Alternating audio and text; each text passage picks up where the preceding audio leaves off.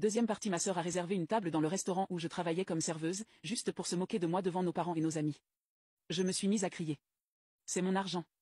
Maman l'a laissé pour moi. Tu lui as promis, papa. Tu es tout simplement un menteur. Petite ingrate, cria papa, le visage rouge de colère. Après tout ce que nous avons fait pour toi, va-t'en. À partir de demain, tu peux commencer ta propre vie ailleurs, dit-il cependant. Je n'ai pas attendu le lendemain. Je me suis précipitée à l'étage, j'ai mis quelques vêtements et le strict nécessaire dans mon sac à dos, j'ai attrapé la photo cachée de maman et je suis partie. Mon ami Jenny avait toujours dit que je pourrais aller vivre dans sa famille en cas de coup dur. Et maintenant, c'était plus dur que jamais. La vie de serveuse n'était pas celle dont j'avais rêvé après l'école, mais elle payait l'addition. À peine. J'ai commencé à travailler à la Cuillère en Argent, un restaurant très fréquenté du centre-ville. Je faisais des doubles gardes dès que je le pouvais. Mes pieds me faisaient mal chaque nuit et je sentais les frites et la graisse, mais au moins j'étais libre de mes parents. Les parents de Jenny étaient incroyables et m'ont laissé rester avec eux les premiers mois. Mais je savais que je ne pouvais pas être un fardeau pour eux éternellement. C'est là que j'ai rencontré Maria, une autre serveuse du restaurant, qui cherchait une colocataire. L'appartement est minuscule, m'avait-elle prévenu, et les voisins sont bruyants, mais il n'est pas cher. Elle n'avait pas exagéré. Notre petit appartement offrait à peine assez de place pour 2 lits et un canapé. Nous faisions les mêmes quarts de travail, partagions les frais de nourriture, d'une manière ou d'une autre, cela fonctionnait. As-tu des projets pour l'université ? Demandait parfois Maria alors que nous choisissions notre pourboire après le travail. Je me suis contentée de secouer la tête. Avec le loyer, les charges et la nourriture, il ne restait presque rien. Les études ressemblaient à un rêve lointain qui mourait le jour où je quittais la maison. Puis, un mardi, mon téléphone a sonné. J'ai failli laisser tomber la cafetière en voyant le numéro. Léna, ma chérie, j'ai essayé de te joindre. Comment se passent les études ? Je n'étudie pas, grand-mère, répondis-je, ce à quoi elle répondit, que veux-tu dire ? Ton père avait pourtant mis de côté l'argent de ta mère. Soudain, je lui ai tout raconté, la dispute, comment j'ai été mise à la porte et mon travail de serveuse. À la fin, j'ai pleuré et grand-mère est restée silencieuse si longtemps que j'ai cru qu'elle avait raccroché. Ces gens égoïstes, dit-elle finalement d'une voix tremblante. Écoute, Léna, c'est moi qui paie tes études. Pas de discussion. Mamie, non, je ne peux pas accepter ça. Tu n'acceptes rien du tout. Je m'en occupe. Je ne laisserai pas ton père loucher sur ton avenir. Tu as déjà cherché des universités ? Je pourrais essayer l'université locale. Tu as des cours du soir. Parfait. Nous t'inscrirons au prochain semestre. Mais Léna, elle s'arrêta. Gardons cela entre nous. Je ne veux pas m'occuper de ton père ou de cette femme. Je riais à travers mes larmes. Fais-moi confiance, grand-mère, moi non plus. C'est ainsi que je suis devenue serveuse à plein temps et étudiante à temps partiel. Ma journée commençait à 5 heures du matin par des études, puis des cours, puis directement au travail jusque tard dans la nuit. Je suis rentrée à la maison, épuisée, les pieds douloureux et sentant la nourriture de restaurant, seulement pour ouvrir à nouveau mes livres.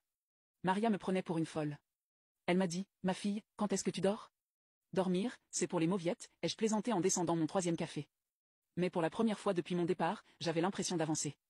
Chaque test réussi, chaque travail rendu était une petite victoire. Pas seulement pour moi, mais aussi pour maman. Je ne pouvais peut-être pas utiliser son argent, mais je recevais l'éducation qu'elle avait souhaitée pour moi. Et le mieux, c'est que ma famille n'était pas au courant. Ils pensaient probablement que je continuais à servir des tables et que je n'avançais pas dans la vie. Qu'ils pensent ce qu'ils veulent. J'en avais assez de devoir faire mes preuves devant des gens qui ne se souciaient pas de moi. J'étais en train d'étudier pour mon examen final d'économie d'entreprise quand le message d'Emma est apparu. Elle était là, souriante, à côté d'une Mercedes rouge flambant neuve, portant des vêtements de marque qui coûtaient plus cher que mon loyer mensuel. Elle m'a écrit, regarde ce que papa et maman m'ont offert pour mon anniversaire. Comme si tu t'y connaissais en belle voiture, hein ? Toujours en train de servir des burgers ? Ça doit être génial de regarder les autres vivre pendant que tu restes serveuse pour toujours. La photo suivante montrait sa lettre d'admission à l'université, à laquelle elle ajoutait. J'ai réussi à entrer à l'université d'État. Frais de scolarité, logement, tout est compris. Ils m'ont même promis un voyage en Asie.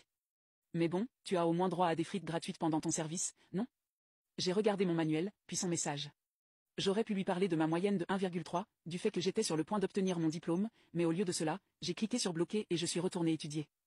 3 semaines plus tard, j'ai obtenu mon diplôme en gestion d'entreprise. Seule grand-mère était là pour me voir passer. Mais cela me suffisait amplement. Nous sommes ensuite allés manger, dans un autre restaurant bien sûr. De retour au travail, beaucoup de choses ont changé. Monsieur Petersen, le propriétaire, m'a convoqué un matin dans son bureau. Léna, nous avons vu à quel point tu travailles dur. Et si tu devenais chef d'équipe ? Tu connais le magasin par cœur, l'équipe te respecte et tu as maintenant le diplôme pour le faire. Ce n'était que le début. 6 mois plus tard, j'ai été promue directrice. Mon salaire a doublé et j'ai enfin pu m'offrir mon propre appartement. Les années ont passé et j'ai continué à gravir les échelons. À 30 ans, je dirigeais l'ensemble du restaurant. La Cuillère en Argent est devenue l'un des meilleurs établissements de la ville. Mon nom apparaissait dans les magazines de gastronomie. Mais ma famille continuait de penser que je n'étais qu'une serveuse. Mon nouvel appartement se trouvait dans un de ces immeubles chics, avec des fenêtres allant du sol au plafond et une vue sur la ville. Chaque matin, je me tenais là avec mon café, je regardais le soleil se lever et je pensais au chemin parcouru. Un lundi matin tranquille, j'ai reçu un message de Madame Meyer, notre ancienne voisine. Nous étions restés en contact au fil des ans. Elle était l'une des rares à être gentille avec moi à l'époque. Elle m'avait souvent glissé des biscuits lorsque Sandra était particulièrement méchante, et m'avait même aidé une fois à cacher l'album photo de maman lorsque Sandra avait voulu le jeter. Madame Meyer m'a écrit, Léna, ma chérie, j'ai pensé que tu devais le savoir. Emma obtient son diplôme la semaine prochaine et prépare quelque chose de méchant. Elle a fait des réservations dans ton restaurant et sait que tu y travailles. Elle se vante que tu vas servir sa table. Elle dit que ce sera amusant de faire servir sa sœur ratée à sa fête. Elle a invité tous ses amis arrogants et raconte à tout le monde comment elle va montrer à quel point tu es un raté. Je voulais juste te prévenir. Je me suis penché en arrière dans mon fauteuil en cuir et j'ai regardé le sol du restaurant à travers la paroi vitrée. Les invités de midi ont commencé à affluer et j'ai vu mon équipe parfaitement rodée travailler. Un sourire s'est étendu sur mon visage lorsque j'ai ouvert notre système de réservation. Et effectivement, c'était là. Emma, fête avec 15 personnes, samedi 19h, cérémonie de clôture. Elle avait même noté, la meilleure table de l'établissement. L'argent ne joue aucun rôle. Mes doigts flottaient au-dessus du clavier. Je pouvais annuler. Un clic et sa réservation s'envolait. Mais non, j'avais une meilleure idée. J'ai appelé grand-mère, qui a décroché à la deuxième sonnerie. Abonne-toi et appuie sur partager et plus pour la partie 3.